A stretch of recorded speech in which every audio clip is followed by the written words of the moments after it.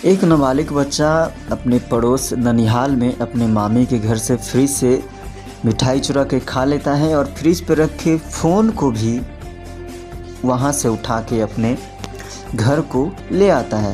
ये कोई बड़ी बात नहीं है, बड़ी बात तो ये है कि इतनी सी छोटी गलती के लिए उसकी पड़ोस की मामी पुलिस बुला के उसे हिरासत में भेज देती है और पुलिस भी उसका एफआईआर दर्ज कर लेता है। यह बात जब मामला अदालत में पहुंचती है जुवेनाइल कोर्ट में, तो वहां के मजिस्ट्रेट, चीफ मजिस्ट्रेट ये मामला को सुनते हैं और ये कह के उसे रिहा कर देते हैं कि जब हमारे संस्कृति में बाल लीला में जब श्री कृष्ण भगवान ही माखन चोरी किए थे तब क्या उन्हें भी सज़ा मिली थी, इसीलिए इसे अभी रिहा कर दिया जाए। मामला तो बस यही था कि उसे बच्चा को भूख लगा और वो फ्रिज से मिठाई चुरा के गेम खेलने के इरादा से फ़ोन भी अपने घर में ले आया। तो आइए पूरा विस्तार से समझने का प्रयास करें कि वो लड़का कौन है और कहाँ के ये मामला है, वो जज कौन है जो अपनी सूझबूझ से इस फैसले को पास किए हैं, सुनाए हैं और पुलिस पर भी क्यों फटकार उन्होंने लगाई।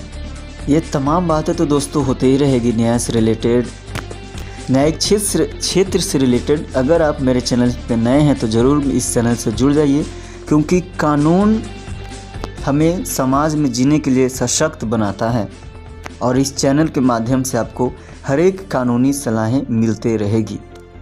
दोस्तों मामला ये है कि एक बच्चा जो कि उसका घर शायद बिहार का कोई ज़िले में है, लेकिन उसका ननिहाल नालंदा ज़िले में है। वहाँ वो गया था अपने नानी के यहाँ, तो पास की पड़ोसन में उसकी मामी के घर से उसे भूख लगती है तो वो मिठाई चुरा के फ्रिज पर रखे फ़ोन को भी घर ले आता है गेम खेलने के इरादा से।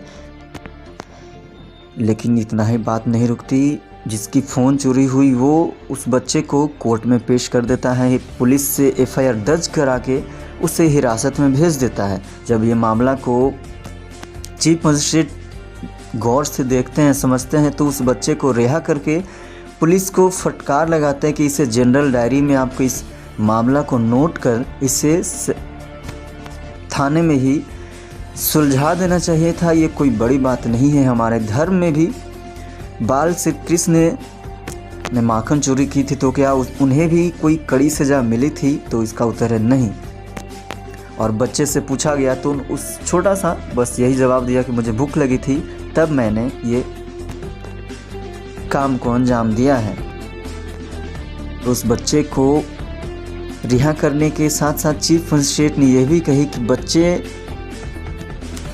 कहाँ पे किस कारण की वजह से अपने परिस्थितियों को बदल के, अपनी मानसिकता को बदल के गलत कामों को करते हैं। इसका मतलब ये नहीं हो सकता कि उसे कड़ी सज़ा दिया जाए, उसे समझा करके भी उसे सही रास्ते पे लाया जा सकता है। बता दूं वो चीफ मजिस्ट्रेट जो सूझबूझ से इस फैसला को सुनाया है उनका नाम मानवेंद्र मिश्र है।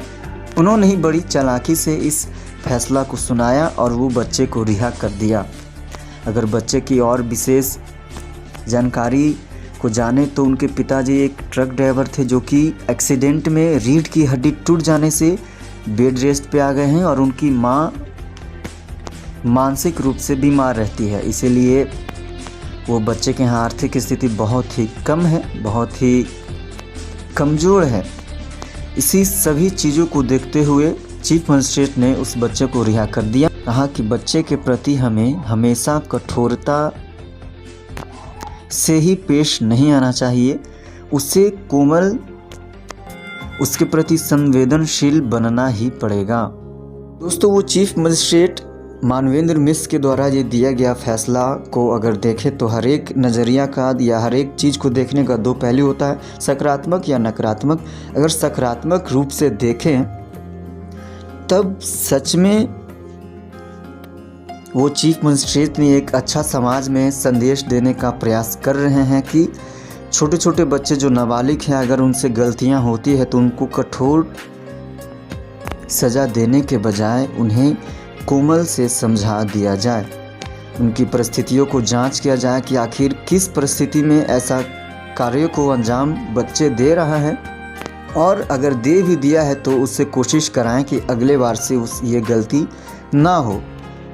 ऐसे ही वीडियो के लिए मेरे चैनल से बने रहें जैसे ही न्याय से जुड़े हुए कोई मामले नए आएंगे मैं ज़रूर आपसे साझा करूँगा। धन्यवाद।